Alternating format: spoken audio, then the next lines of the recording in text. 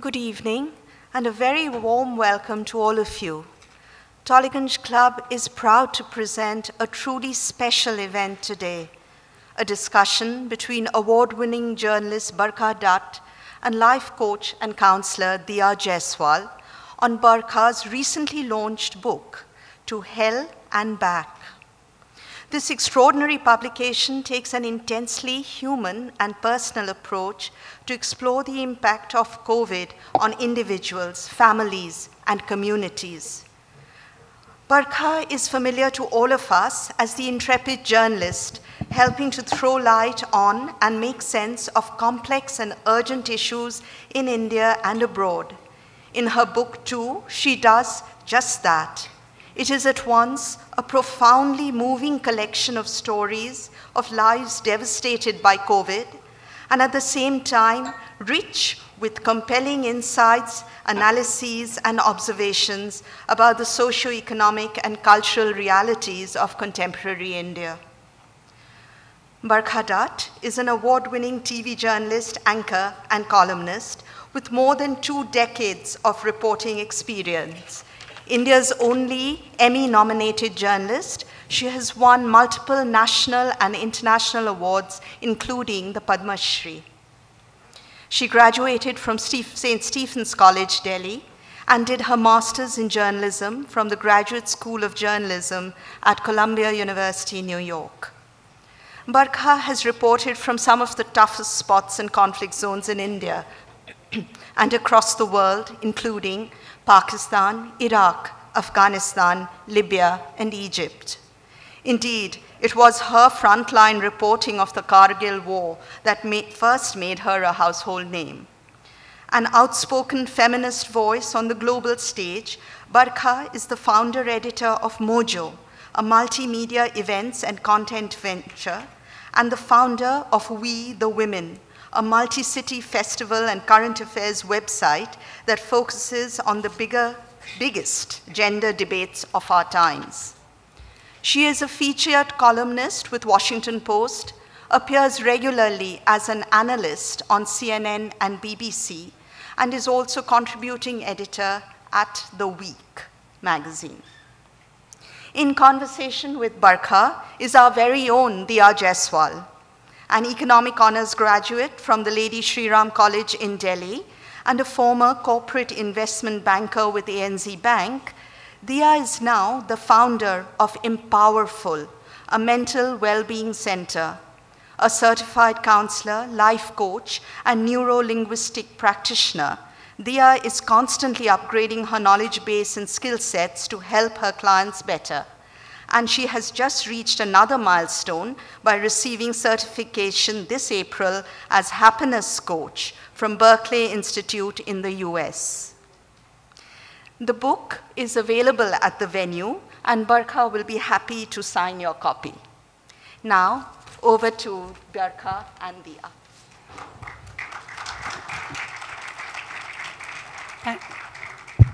Thank you so much, Buru, and good evening, everyone. It's so lovely to see so many familiar faces in the audience today. So heartwarming. And welcome to Kolkata, Barkha. Welcome to Tollygunge Club, Kolkata's green oasis in the middle of this concrete jungle that we live in. Thank you so much for having me here, and thank you for making me part of this iconic club that one has heard so much about and today is getting to be part of. And before we start this conversation going with Diya, I just want to say thank you for being here, but also I know that many of you must be thinking privately, oh, we just got out of COVID, who wants to remember all those things? Who wants to talk about COVID again? We want our lives back. Why do we really want to read a book about COVID? Do we really have to hear about COVID? Well, before we get any further, I'm here to tell you that, you know, this is a book which is, I believe, a book about our country, about us as a people. It's about certain cataclysmically sad things that we all went through together, but it's also about the hope, the resilience, the strength of all of us as people, of ordinary Indians with extraordinary stories. And it is my belief that it is a book actually about love, loss, hope, heartbreak, and also about journalism and my own discovery or rediscovery of what journalism means to me. So it's partly my story, but I really do believe all of you, if you do pick up a copy and read it, will find shades of your own life in it. So thank you for having me here. In fact, Barkha, I must tell you that when I bought my copy, I started reading it one evening, and I thought I'd read it over the next few days, but it was so intense, so gripping, and there was such a rainbow of emotions that I started feeling that I couldn't put it down. Thank and you. I actually binge read it the whole night. And I urge everyone over here to get a copy because it truly shows the resilience of you as a storyteller. So my first question to you is, Barkha, you know, COVID came in 2020 March, and it was something, it was very unknown to all of us. None of us knew what was happening. We were all in our homes. We'd all been asked to stay indoors. And I know that you decided to step out in your Maruti Ertiga. You, I think, covered 30,000 kilometers, 14 states and union territories over 100 days. So what was that catalyst that made you leave armchair journalism and go out there and take all those risks? So the only comparable feeling that I remember, which compares to this feeling, and perhaps some of you are my vintage, so you remember this, is 1999 when the Kargil war broke out between India and Pakistan. And I remember at that time being a young 20-something reporter and really wanting to go to the war front and not being able to convince either my organization, NDTV at the time, or the military to send me, because there was a hesitation about having a woman at the war front. The army was much more dominated exclusively by men than it is today. We hadn't yet opened our doors for women. There was a concern about, aap kahan rahoge, what will you eat, where will you sleep, there are no bathrooms, and I really had to say, please, please, I mean, you know, this is the, sort of, there's a war breaking in the high Himalayas. How can I tell this story from Delhi? And I couldn't sleep at night thinking, ki, I need to be there. And something similar happened in March 2020. You know, after the lockdown was announced, and by the way, I had to travel by road in my Maruti Ertiga because public transport was closed in the first wave, if you all remember.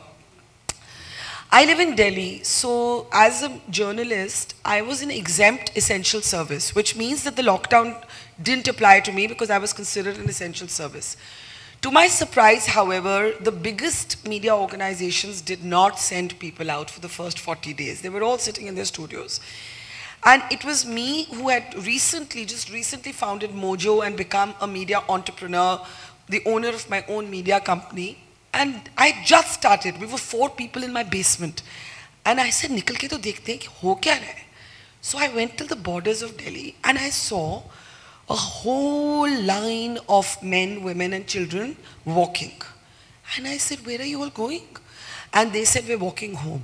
And walking home means not 10 kilometers, not even 100, but like 500, 700, 1,000. It was hot in Delhi in March.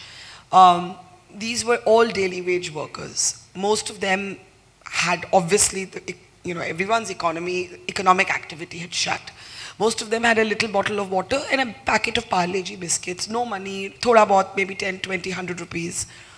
And that's when I understood that whatever happens, and we didn't know that time that it was going to be a 2-year-long experience, whatever happens, I need to be among the people to tell this story. And it was exactly what happened to me in Kargil. Like, I couldn't sleep at night thinking that I'm in my studio or I'm in my home.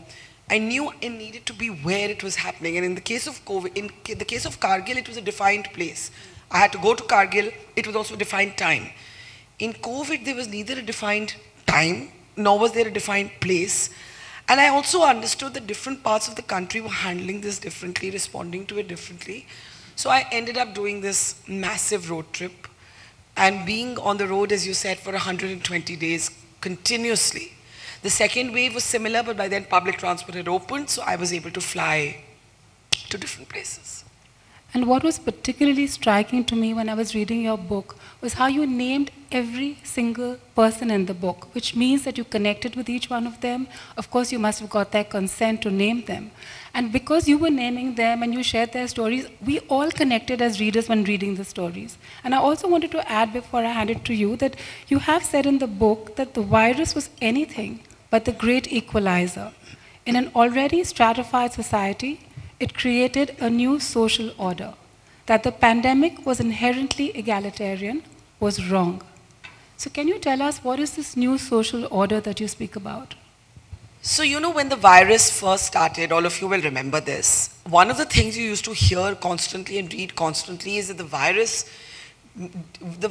is this equal thing that is cutting across classes, regions, countries, religions, genders. And when I started traveling, I found that it was actually none of the above. So men and women experienced the pandemic differently. Girls and boys experienced it differently. In little villages in India where when classes went online, where there was a brother and a sister at home, and there was only one phone available to join an online class, the boy got the phone, and the girl was told, "Ab shadi kar lo jaake." And there's a lovely moment in the book, which I urge you all to read, about how the girls of these villages fought back. They had no school, and they were in the, they were teenage girls, and they said, "Okay, we're constantly being told, what are you doing all day? Get married. So what should we do?" And they formed a football team. That's why I say it's not, it has a lot of hope, how strong we are as a country, how our innate resilience takes over, our innate optimism in life keeps us going. So to come back to what I was saying, so these girls, they found themselves pushed out by their own families out of the school, access to the digital school. The rich and poor experienced it very differently. Urban and rural India experienced it very differently. Mukesh Mandal's story, I think, is a prime example of this, right? So, before I tell you all some stories from the book that really stayed with me, why do I call it? I call it To Hell and Back, because, it was a hellish 2 years and we're back from it, and may we stay that way. But the book is also called Humans of COVID. And some of you may be familiar with, this name called Humans of New York, Humans of Mumbai. It's a kind of series. So these were the humans of COVID. What do I mean by that? This book is really a story about people. It's a story about, it has everybody from the extremely wealthy. So there's an absolutely fascinating chapter on Adar Poonawalla. And the role that Prince Charles played in getting the licenses quickly from AstraZeneca to Covishield. That was so interesting. I had no idea about that. So it's, at one end of the spectrum, it's the other Poonawallas of the world. And at the other end are the Mukesh Mandals of the world. And there are stories, as I said, of both extraordinary strength and extraordinary heartbreak. Mukesh Mandal was a painter. When I say a painter, I don't mean that he was an artist. I mean he was a construction site painter. And he used to do the odd job when a house was being built. He would go and paint the walls, do what is called safedi. I don't know, what do you all call it here? Whitewash.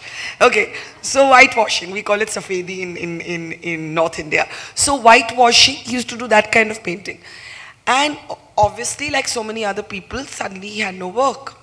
Now, many of you might be business people here. You know that when liquidity runs dry, you look towards existing assets to sell, right? What is the choice? The only asset the poor had were phones.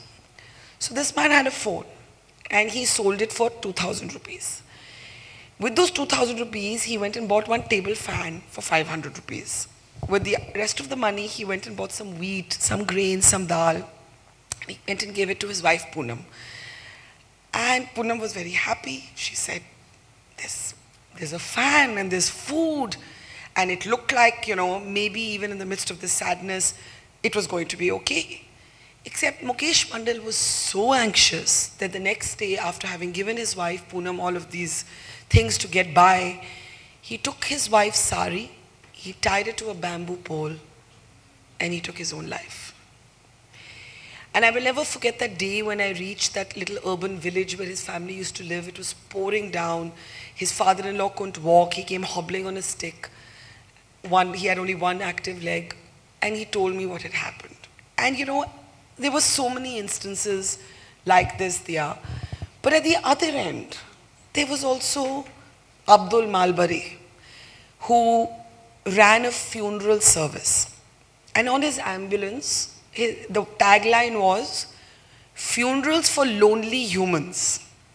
And he used to run this even before COVID. I didn't know of him. And his trust is called the Ekta Trust. Ekta, as you know, means unity. And what he was doing during the pandemic was that, in the beginning there was a lot of fear. People didn't know how to handle the bodies of those who had died.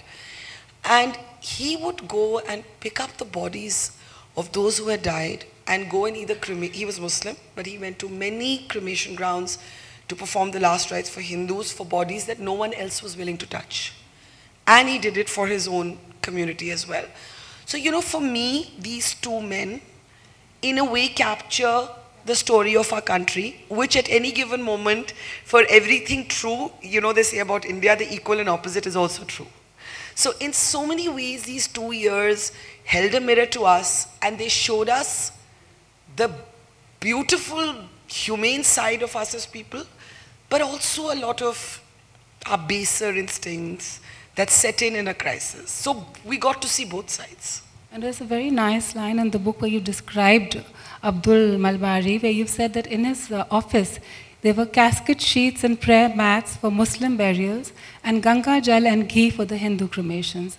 And that's such a powerful story of secularism at its best, I think. And it was beautiful. Amazing. It really was beautiful. Amazing. The Ganga Jal and the ghee in this sort of Muslim man's office, along with his prayer mats. And it tells you that the nonsense that we see on our television screens or on Twitter, where people are fighting loudly, basis religion, our people are not like this. Our people are not like this. We are commonsensical, we are humane, we are compassionate. And the test of compassion is not when you step in to help someone you love. The test of compassion is when you step in to help a complete stranger. And I saw so many examples of that. So well said. So many examples of that through my journey across India. So before we move on, can you also tell us about the story of Rajendra Bharut? Because again, I think that shows the power of one. It's such a heartening story. So, today, earlier, I was at the Oxford bookstore and I was signing copies of my book. And at least 4 young women came up to me, and when I was signing their book, I would ask them, what are you doing or what do you want to do? And all 4 said to me, we want to join the civil service. And I told all of them that never was local governance as important, and honestly, it didn't matter which party was in power. Irrelevant.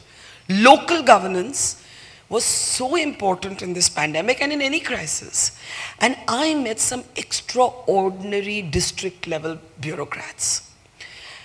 And Rajendra Bharut was born in a hut in a tribal village in Maharashtra, in abject poverty. His mother was illiterate. He comes from a scheduled tribe. He's a tribal. And somehow he, through education, moved up the social and economic ladder. He first got a medical degree and then decided to join government. Now maybe because he had this unusual perspective of being both a doctor and a bureaucrat, between the first wave and the second wave, when we thought as a country that we had escaped the worst after the first wave, he didn't think that. He said, even if the second wave doesn't hit us, even if there's no second wave, I need to be prepared. So he spent 83 lakh rupees, which was his normal development budget available to him, to set up 2 liquid oxygen plants. And his district was the only district in the second wave that did not face an oxygen crisis. It's an extraordinary story. One man. Fantastic. Then I'll tell you, there was a collector in Dharwad in Karnataka. And I'm picking up 2 states to tell you that the politics are irrelevant. One is a BJP state, the other is a non-BJP state. Who cares? It's about the power of one, a bureaucrat, an individual committed to doing their job. In Dharwad in Karnataka, I asked this lady, how is it that you have managed to stop your workers from leaving? We were seeing, as I mentioned in the beginning, all of these people leaving.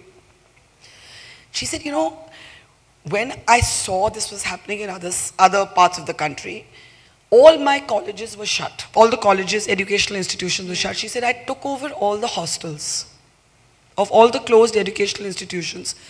And I took all the workers, I took them from the border where they were trying to cross, and I said, I'll give you a place to stay. So she took them to the hostels. Then she said, this is not enough. We need them to feel that we're not doing charity, that they are our fellow citizens. So she opened the Khadi Gram Udyog of her district because she had the power to. And she got them clothes stitched. And she told me, she said, I know you'll think that, oh, what a strange thing I did. But it was really important for me to offer them that dignity so they felt at home. And they didn't go. And so I saw, how small things. Absolutely. In one town, the homemakers of a housing society decided that if hamare ghar mein 5 roti bante, 5 rotis are made in a home, we are going to make 10. We'll make 10 rotis, just double. We can afford that. Just the rotis with some pickle. And every day they would send and pack those 5 extra rotis to the nearest camp where migrant workers were being fed. So for me, I think these were the reminders of who we are as people, what our country is all about. That spirit of giving, that is, the poorest home will not let you go without giving you something to eat. And nor will the wealthiest. And to me, that is who we are. And I think I really got to see that firsthand in these 2 years. Yeah, and I think through your book, we've all got to see that, really. So Barkha, I'm going to talk now about one of the most haunting chapters in your book, and you've titled it Fathers and Daughters. And this is a chapter for where you moved from a reporter to a protagonist. Because I know COVID came home, and I know that your father got COVID, he succumbed to it, it completely broke you. You got COVID after that. And still you have written so bravely about this chapter of your life. So what gives you the courage to talk and write about it? Because you've written in your book that memory can be a beast. And music is something that you cannot listen to anymore, as it reminds you of him. And he was the music in your life. So how did you manage to write this chapter? So it was really difficult to write. And I'm sure all of you have some stories like this that you've gone through or somebody you love has gone through. But it's very strange, memory is triggered by the smallest thing, by some food or a perfume or a photograph or the color of the sunlight or rain. In my case, every time a song plays, I'm reminded of my father because he used to sit at this ramshackle desk playing with his Meccano toys, listening to music on his Mac desktop from morning to night. So anytime he went into his room, he was listening to music. And last night, I was meeting a friend for dinner at one of the hotels here, and they had some live music. And I have not been able to hear music for a year, and I found it so difficult to concentrate. It was almost like a meditative process. I had to keep blocking it out and focusing really hard on what my friend was saying. My father got COVID in the second wave. When I was traveling, I spent most of the first wave on the road, traveling by car. And in the second wave, I was still traveling, but this time the airports were open. We had learned from that mistake and not shut down public transport, and we didn't have a national lockdown. And I was moving about, and my sister called me and said, Dad's got COVID. And initially, he was managed at home. And it seemed okay. He even got better. But 7 days later, his fever spiked.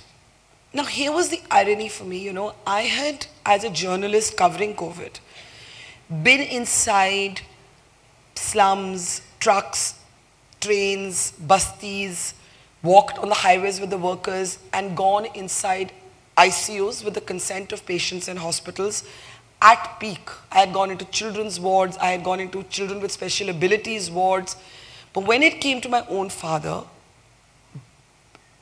it was so different because this time I wasn't a journalist, I was a daughter. The doctors advised after a week when the fever spiked that you must take him to hospital.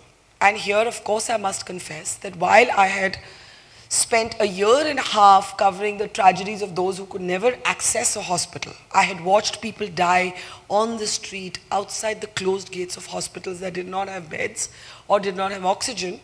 I, of course, used my privilege to call Dr. Trehan, whom I knew, and he very kindly agreed somehow to spare a bed in a general ward for my father. My father did not want to go to hospital, and I'm haunted by the decisions I made subsequently. I now feel that I made a big mistake in what I did next, so let me tell you what I did next. The hospital agreed that you bring him in. I somehow convinced my father. But the hospital ambulance was not free for X number of hours. And somebody mentioned to me that there's a private ambulance, why don't you get the private ambulance? So I dialed this number and the so-called private ambulance arrived. But what arrived was an old, broken down Maruti van with a driver, one long oxygen cylinder that was lying on the floor at the back, a hard seat, no stretcher. I looked at it and I said, first I thought to myself, I can't take him like this. Then I thought, what if the delay is the wrong decision? So I took a chance and I said, I'm going to take him. So we seated him at the back, we made him lie down, he had a nursing attendant, the nursing attendant came with him, I got onto the front seat. The hospital was an hour away, but this was the hospital where I was able to get a bed. So we had to do this 1 hour journey. The ambulance crawled through traffic. Behind and in front of me were scores, I must have counted at least 20 ambulances, possibly with other daughters taking their parents or whoever they loved to hospital or looking for a hospital bed. So many people I know died in the ambulance itself. And because they were random police checkpoints, and nobody knows why, random police checkpoints, there was no green passage for the ambulance. And even in the midst of that fear, I took out my camera and I was taking the film of these traffic snarls and I was tweeting Arvind Kejriwal saying, please Chief Minister, you need to have a green passage for ambulances. But whatever, we reached the hospital and basically we discovered that the cylinder had not worked. And the cylinder was supposed to keep his oxygen level stable, but his oxygen level fell because the oxygen, high flow oxygen, had not managed to be administered. Now, instead of going into a general room, he needed to be taken into an ICU. But there was no ICU bed because we had spoken for a general ward. I wheeled my father into a wheelchair, gave him a hug. I think he aged 10 years in that journey. He sat hunched over in the foyer of the emergency ward. And when, again, I begged Dr. Trehan, who very kindly then somehow actually created an ICU bed in an ICU ward that didn't have an ICU bed. And my father was wheeled away, and that was the last time I saw him alive. 5 days later, when we got the phone call that he had died, and I was so angry and guilty at the same time. Why did I send that ambulance? I should have not. I should have just let him go at home, surrounded by the people he loved. Why couldn't I go inside this hospital when I had gone inside every hospital in the country as a journalist? But of course, as a daughter, the hospital rules forbade it. The irony was that the ambulance that carried his body was a spick and span, state-of-the-art ambulance with the stretcher, with the zipped bag, proper hearse. And I said, wow, life is really cruel because, for the dead, the ambulance is better than it was for the living. And then we reached this cremation ground. Now this hospital is, for those of you who are familiar, in Gurgaon. So technically it's in a different state. It's in the state of Haryana. We lived in the state of Delhi. So I was not able to get my father back home, his body back home. We had to go to the cremation ground nearest to the hospital, as did many other relatives. Many other who lost their relatives. When we reached the cremation ground, there was no space. And people were fighting for space to cremate their loved ones. And I had reported all of this for my platform Mojo Story, and I had spent 1.5 years doing nothing else, and now I called it the news coming home. I had become the story that I had been reporting, albeit with the privilege of being an upper middle class Indian who knew people. We had to call the police to be able to cremate my dad. I came home that day and I was running a fever. I ran a test and I had tested positive for COVID on the day we cremated him. For the next 14 days, I had grief that I couldn't process because it didn't feel real, that my father had gone, with my own illness. And I didn't know what to do, and I did a very, some might say, a strange thing. I just kept working. I couldn't go out because I had COVID. So I would keep doing these live shows and keep anchoring. And the day I finally tested negative, I went to our family home where his ashes were. I took those ashes and I put them into the mud of a rose bush, planted a little tree, and then said, I don't know what to do with myself. So, you know what, I'm just going to go back to report. And so I went back on the COVID trail and I continued reporting. And I think I never dealt with my father's death till I had to write this book.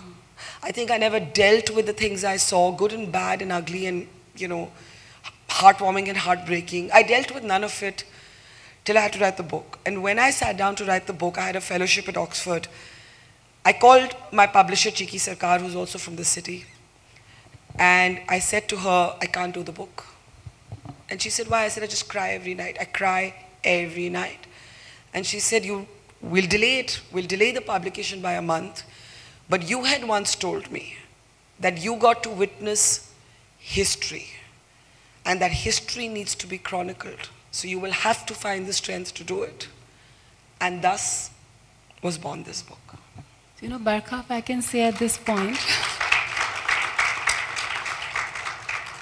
you know, we've all, I think, loved and lost people in our lives, especially in the last 2 years of COVID. But I firmly believe that when they are alive, they live with us. And when they move on, they live in us. But they never really leave us. And I'm sure your father's watching over you, and I know that you have his twinkling eyes and his smile and a lot of him in you. So I hope you can hear music again soon. I hope so. I hope so. I also want to speak about the elderly, because that is something that we must speak about, you know, how COVID affected the elderly. And you have a very moving chapter in your book, and I know we're out of time, so can we speak about Leelavati? Yes, of course. Can I ask you all a question before I tell you the story of Leelavati? Especially, you know, those who experience this personally. Did you find that you felt really lonely during these 2 years? Yes. Yeah? Now imagine if you're old and alone, what you'd feel. Yeah? So I found an old lady in her 70s sitting outside a railway station in Mumbai. By now, we had started running the trains for the migrant workers. This is in wave 1. And she was just sitting there. I had gone to cover the workers getting onto the trains. So by accident, I saw her sitting there and she was sobbing. So I went to her and I said, are you okay? And it turned out she's very frail. She was wearing like one of those sort of synthetic saris, rubber chappals, sitting on the pavement. Her name was Leelavati. And she said that she had been thrown out of her house by her son, who felt that he didn't want to look after one old person because things were so tough, had taken to spurious alcohol and thrown out his mother. She said, I have 4 children, nobody wants me. My husband died. I have nowhere to go. So I said, then why are you at the station? So she said, because I used to live in Delhi. It's a city I sort of know. So I'm thinking I'll go to the city and I'll beg. This was her plan, to become a street beggar. And I said, where are you going to spend the night? Because there are no more trains left to run today. And she said, I don't know, I'll sleep here. I said, do you have money? She said, no money. There were again some good Samaritans distributing some boxes of samosas. So we got her a box of samosa and I saw she didn't eat it. She put it away under her sari pallu. So I said, what are you doing? She said, I have no money for food, so I'll keep it for later. So of course, we tried to get her food and all. And then I just, you know, it was so disturbing to me to see her there that I, of course, interviewed her and we released that story. And of all the stories that I did in 2 years, this story touched a chord in literally everybody who watched it. And as I write in the book, I said, I don't know if it was that we thought of ourselves growing old. Did we think of our parents? Did we feel the guilt of not having been better children? Did we feel our family structures are shrinking? The joint family is gone, the big sprawling family where cousins are connected and everybody's always there for somebody is gone. Will we end up like this? Will someone we know end up like this? Thankfully, though it was devastating, once we released the story, the Indian Railways said, we will take her inside. So she was taken inside the waiting room. They put her on a train to Delhi. So many people had seen the story by now that she was greeted by an organization that took her home. And we were able to actually make a difference through journalism to the life of one person, you know. And that reminded me of what journalism should be, that even I have forgotten so often in my life. So that was the story of Leela. There are just so many other stories, and I don't think we have time, but we must also speak about Jyoti. Not because Ivanka Trump tweeted about her. I think that was frivolous of her, but I think it's a story that needs to be told. Yeah, so let's end maybe before we open for questions with the story of Jyoti. You all remember reading about a girl who cycled 1200 kilometers with her father at the back? Her name was Jyoti. Jyoti was from Darbhanga in Bihar. And I kept thinking that, you know, we've all heard and read about this Jyoti. I'd also interviewed her, but I hadn't gone to her village. So 1 year later, I went to her village. And I met this girl. She's 15 years old, you know, and her father hadn't been able to cycle because he'd had a knee surgery. And he used to work as a waiter in one of these, you know, dhabas. They were a poor family. And I said to her, you know, you're now, firstly, in a house, there were 30 cycles. Because people are so strange that they had decided that what this girl now needs is a cycle. So there were 30 cycles. I was like, what are you going to do with so many cycles? She said, first I will take you for a cycle ride. So she gave me one cycle. I sat on the cycle. It was such an exhilarating moment in some ways for me, you know. And so we went cycling in this gaon in Darbhanga to her school. And she took me to her school and she said, you know, everybody keeps asking me, what is your dream? Some people think I want to become a sportswoman. Some people think I want to become a cyclist. But I just want to study. She was in class 8. I just want to study. And I asked her then, I said, you know, it took 9 days to cover this journey. So she said, yeah. She said, I was terrified. I cried every night. I said, where did you sleep? She said, at petrol pumps. You know, the petrol pumps were closed. But she said, psychologically, I thought maybe there'll be sort of safer places to stay. But she said, anything could have happened to me. Anything. And I was so scared. And she started crying. And then she said, you know what, but there is a happy ending to this story. Because now a movie is being made on her life and people had come forth with money and support for her education. But also theirs was the only village that is now a brick house. So she was able to not just take her father to safety, but she was able to get the financial support to be the only pakka house in their village. And she was an extraordinary girl. But I still wish that at 15, she did not have to be in that situation where she had to display that extraordinary courage, but she did. And in some ways, she caught that spirit of our people to keep going no matter what. So, Barkha, when I look at you, you know, you're strong, fierce, independent. So, do you feel that for women in India as journalists, are things better? For those of you who don't know, Barkha's mother was the first female war correspondent way back in 1965.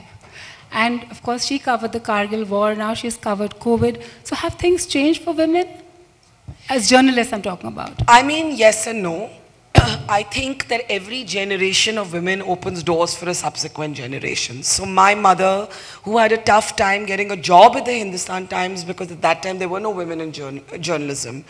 My mother, who was not allowed to cover the 65 war and went on vacation with a notepad and a pen and notepad, because obviously people were like, a woman at the war front, are you crazy? And she had a cousin in the army, so she said, okay, I'll just go.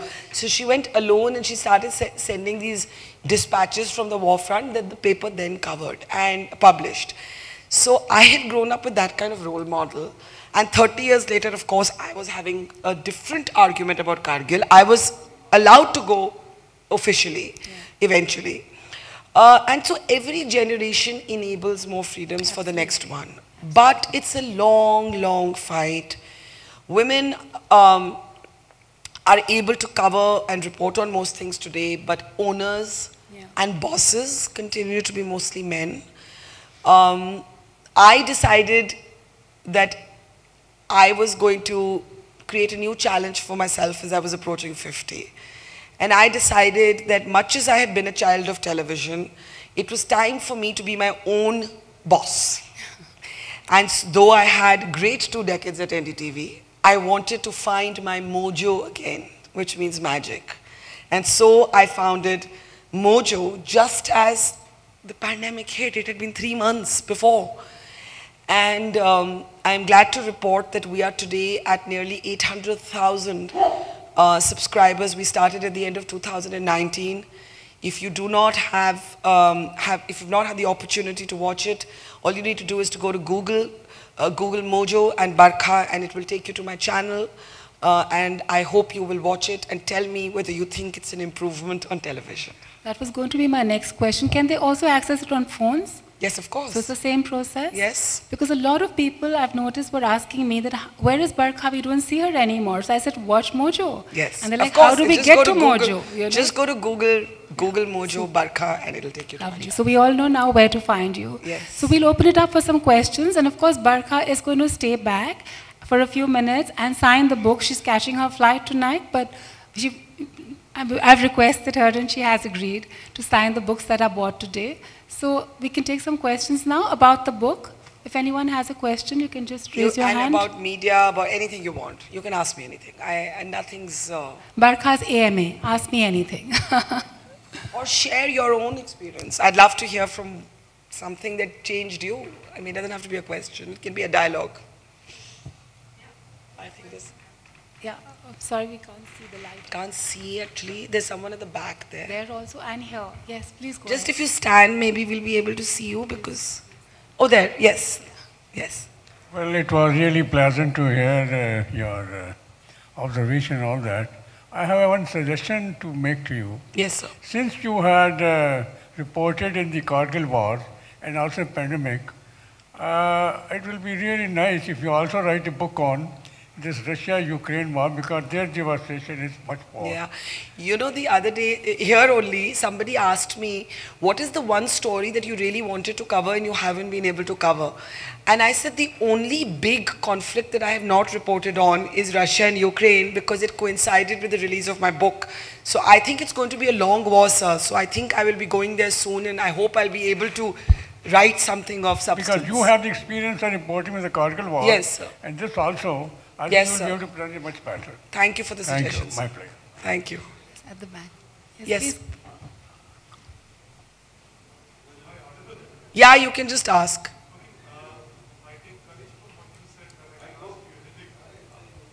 One minute, sorry. Maybe we'll just wait for the mic. Yeah.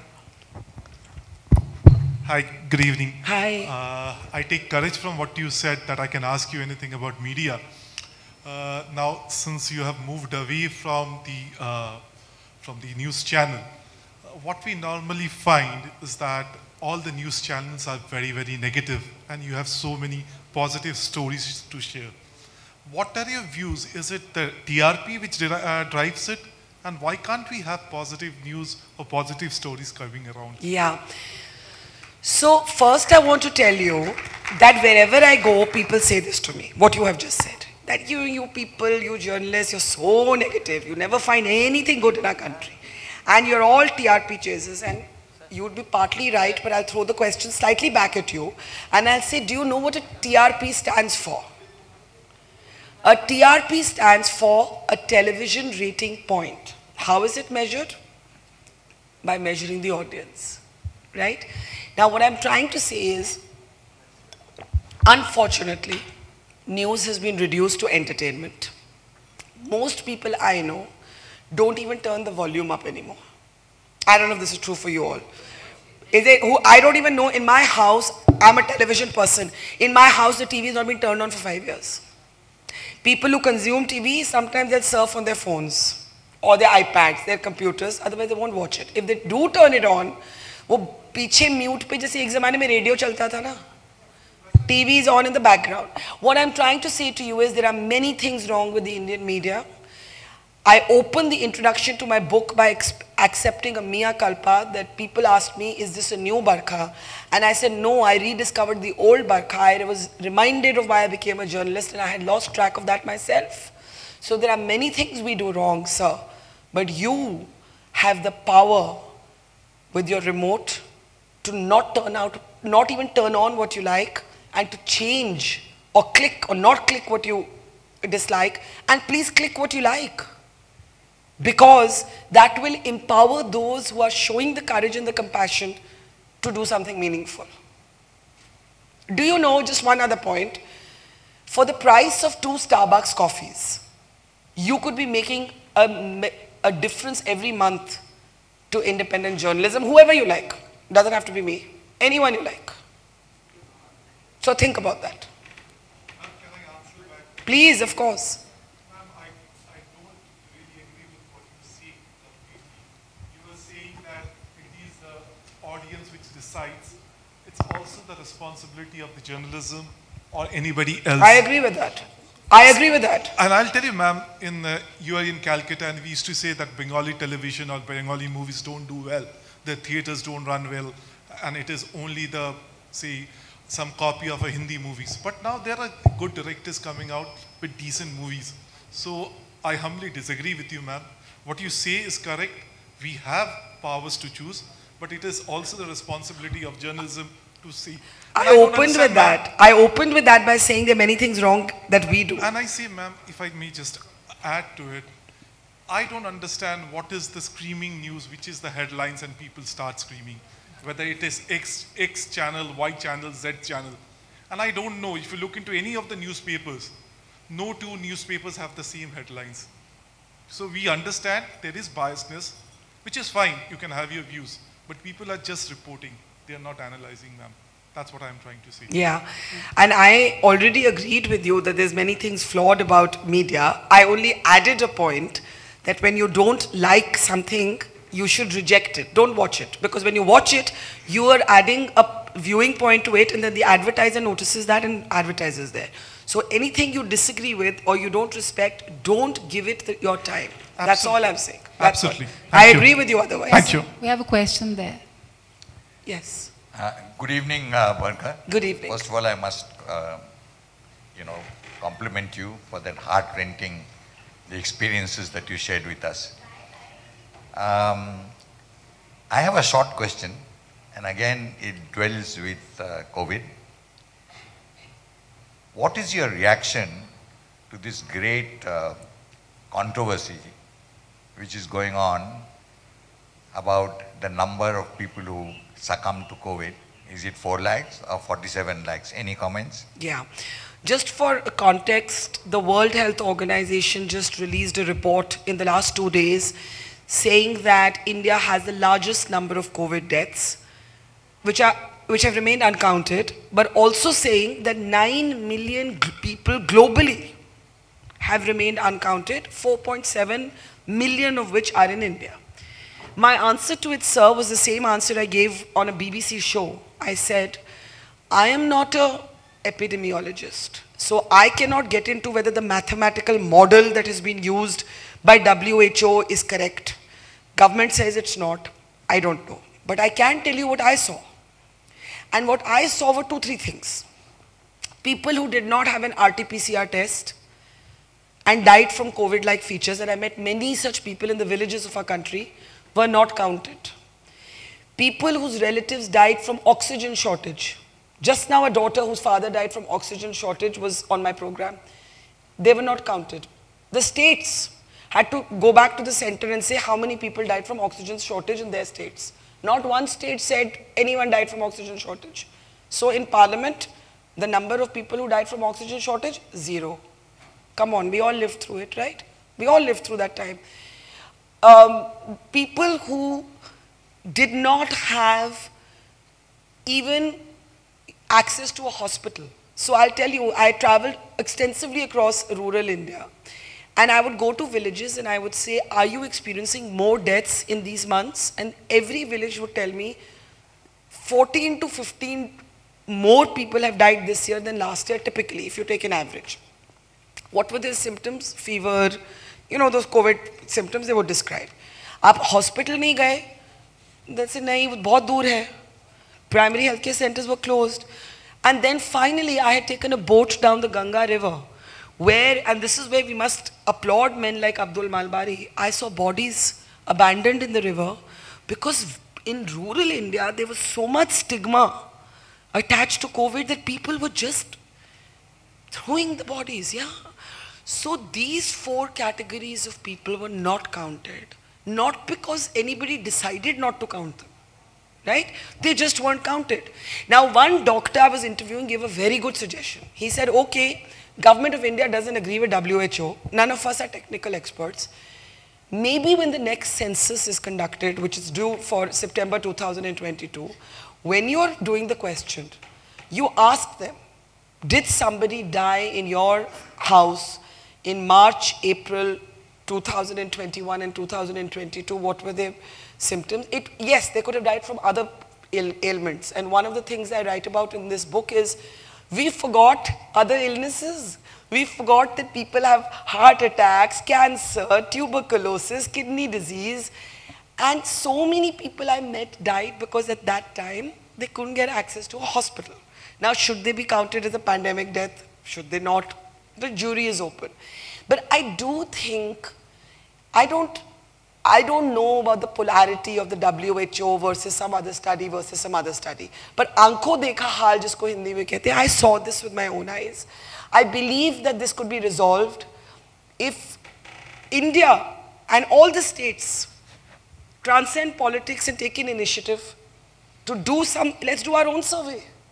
Let's do our own survey and present it before the world. And let's be the leader of the transparent conversation around how many people actually died. I think we'll be respected for that and we'll be honoring our people also. Very much. Thank you. So we have a young girl over here. Hi, Barkha. How are you? Hello. Yeah.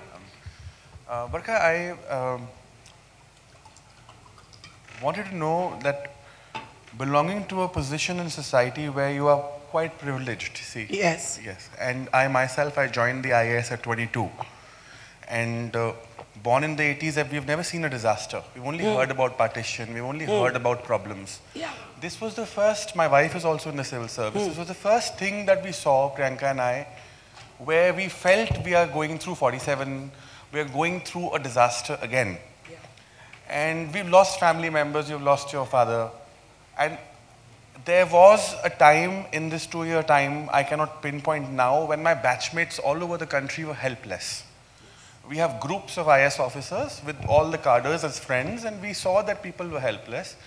And it wasn't a failure or a fault of anybody or the system, it was just that the time was like that. How has that helplessness which you might have faced when your father passed away changed you as a person, and what do you think? Has it really brought any changes in the mindset of the people who matter and the people who make their policies or people who actually influence the discourse? Or will it just be forgotten in a year or two, just from the point of view of what you went through or what a lot of us saw during that time? Thank you. So, I mean, first I just want to say thank you to you and your wife and to all your batchmates for your service, because my travels across the country made me find really renewed respect for the bureaucrat on the ground. So thank you for everything that you've done. And I think we can have a round of applause for that. I think I discovered that I'm not the same person anymore. For me, I'm changed in so many ways. And I'm going to share a story with you. I don't know if Calcutta will forgive me for this. But I was so angry that the election was held in 2021. For the first time in my life as a journalist, I decided not to cover it. Because I was seeing what was happening on the ground and it didn't seem fair to me that the election should be held. And all of it, all mass congregations, I'm just giving this as an example. He asked me, how have you changed? I'm answering, I'm a news junkie. News is in my blood. For me to sit out a story, it gives me allergies. It was very difficult for me to say, I won't cover this. But I said on principle, today I am not going to cover this story because politics doesn't matter right now. Governance does. And governance and politics are different things. And that's why I'm so grateful for the bureaucrats and so many other people, frontline workers, doctors, health workers, the security people, on bus drivers, grocery store owners, people who had to remain functional during this time. it was, from what my parents' stories tell me, quite a lot like the partition of a nation because of the scale and the magnitude. But I am concerned, sir, that we hurt so much in these 2 years that we want to forget very fast. And because we want to forget very fast, will we ask for the institutional changes that we must ask for from our private sector and our public sector? And likewise, I'm sure public sector employees and also have some learnings and some things they need and should be in a position to ask for them, whether it's budgets, whether it's autonomy to function. So I am all for healing and re-embracing life, but I think we should do it while healing. Moving on does not mean forgetting. Moving on means you learn from something, you carry it with you, and you learn to walk with it. You do not pretend it didn't happen.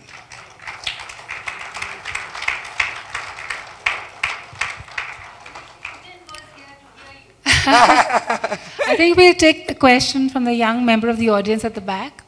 Please go ahead. Hi, Barkha ma'am. Hi. Thank you so much for the inspirational stories that you shared with us. I had a short question.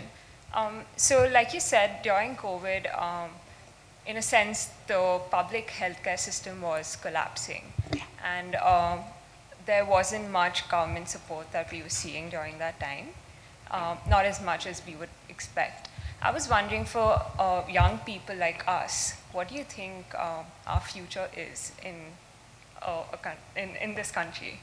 How old are you? I'm 20. 20? Yeah. And what do you want to do? I think it's like, do you have a bunch of dreams? Yeah. So some of them, share some of them. Like how you said, like your mom was a role model for you. It's the same thing with me.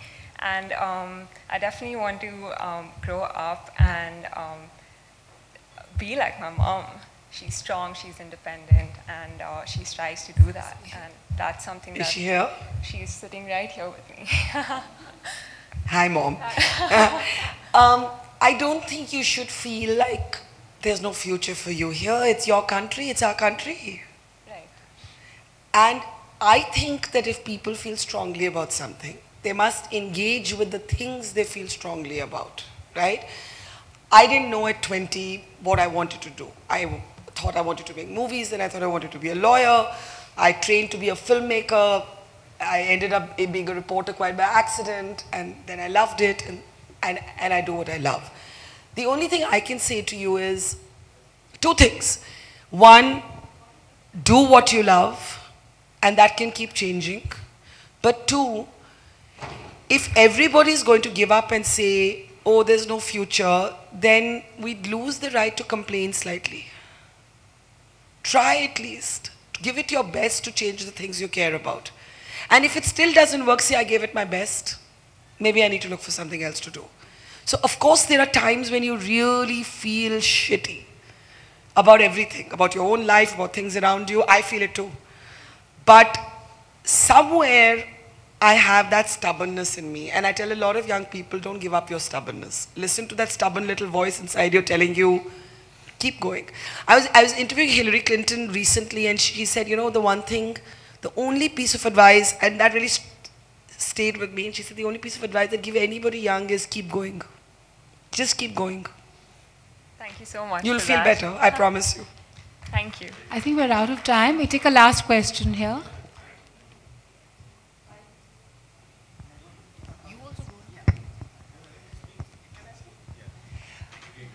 Hi, sir. I just wanted to share an experience. So can you hold the mic a little closer? Yeah. A young friend of mine who is in IT industry, he must be in his early 40s or maybe mid 40s. He got a cap with a screen during those days and gave it to one of the policemen. That policeman went to his boss and eventually reached the DG police. Yeah. And they said, how much will it cost? He had paid 300 and odd rupees. So this man was asked to come to meet the DG. He said, can you make it cheaper?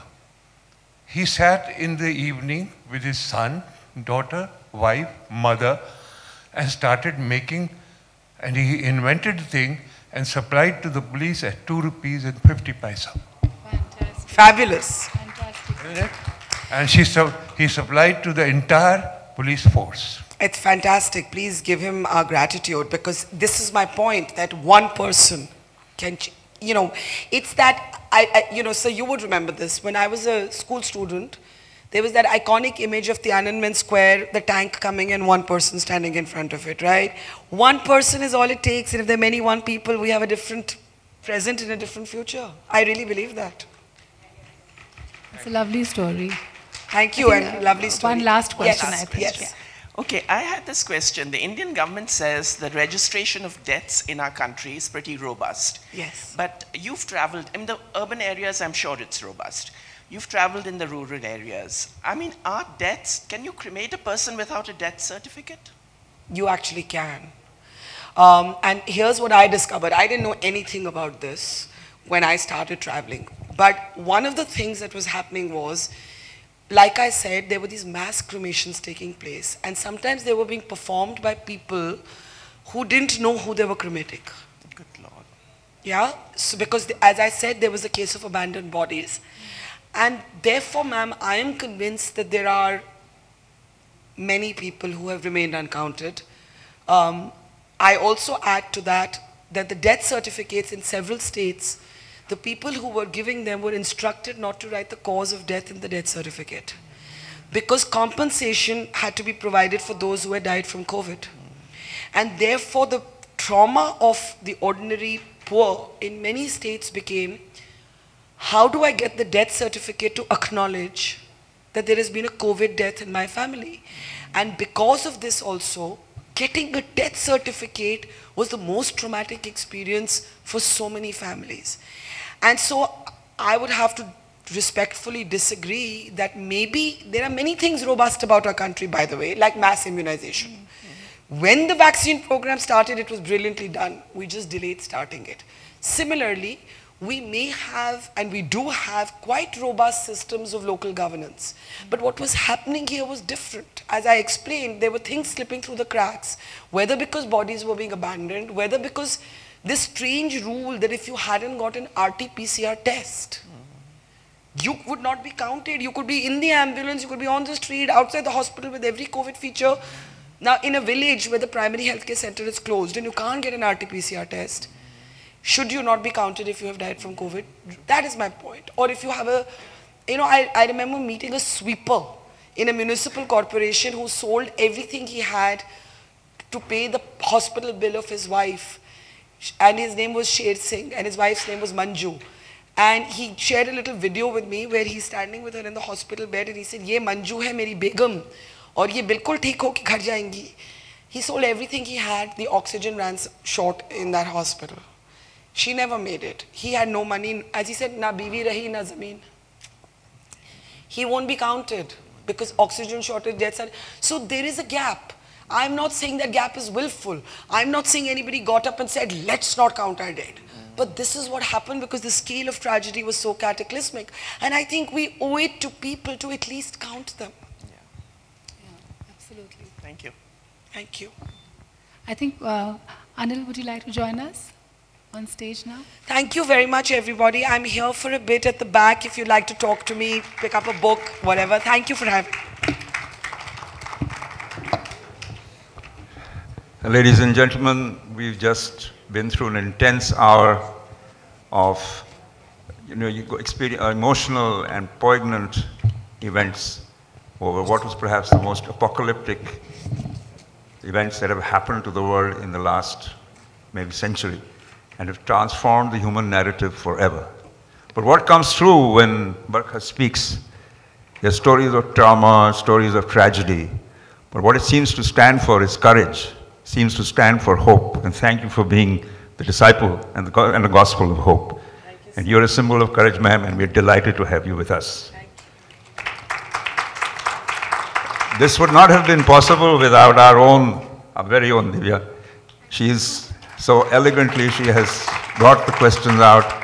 She's got Barkha to speak freely. Not this Barkha has not spoken freely. And thank you Divya, for doing everything that you've done. May I request the Vice President of the club, Captain Sanjeev Dhir, to give a small token of appreciation to Barkha for being here. Thank you, sir. Thank you, Barkha. Lovely being with you. Thank you so much. We really appreciated it. Oops.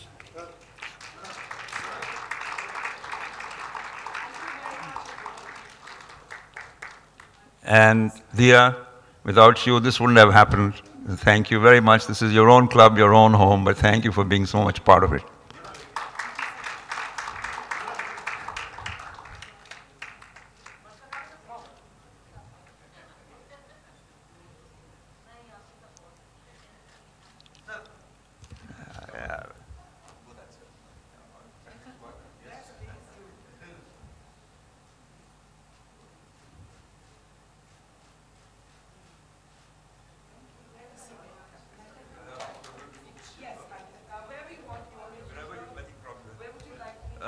I think it may be easier there, Barkha, yes.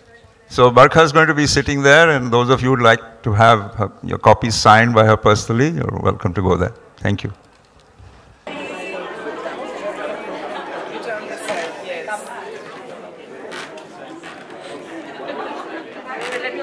One more. And one more here. Ada Shanti. Oh yeah, Mira too.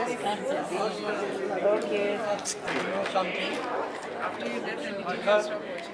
So watch.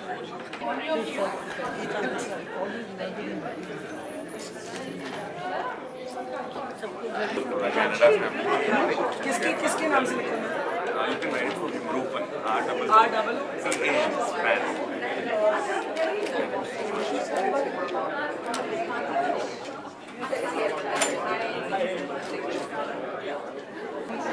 Master Kuleli.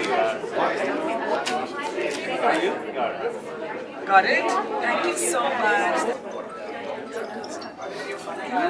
I am from all over. Double. Yeah. हमारे photo ले दी हमारे Thanks a ton.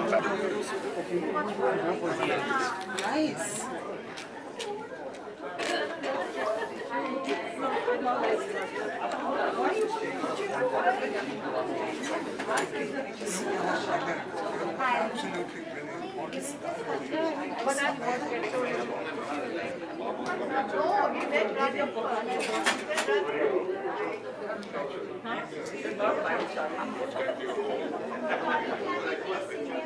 Got a photo and maybe can someone take it? Yeah, I'll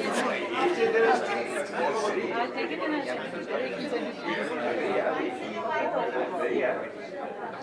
she needs it. I'll send it to her. I'll take your number. Yeah, you got it. Come and take it. I'm going to London.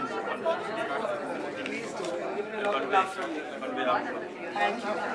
Hi, ma'am.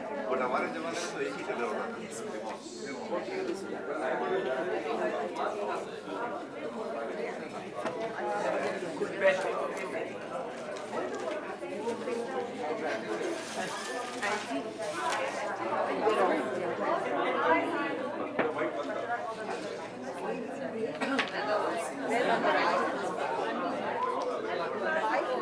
Wait. Feel nice to meet you. Okay. Hello.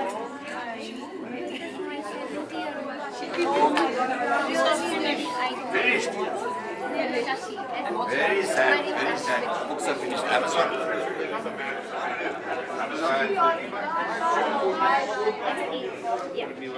Finished. Call a friend. Sandhya, you take the card. This guy will take you. Card.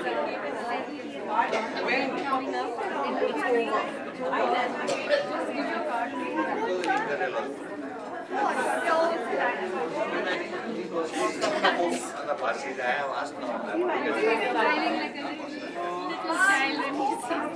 Her name is not Sandhya, her name is Sandhu. Thank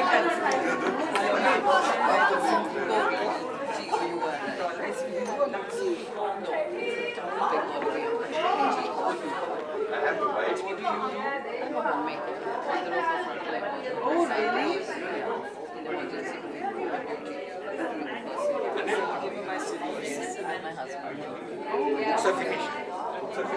books are all finished. Oh.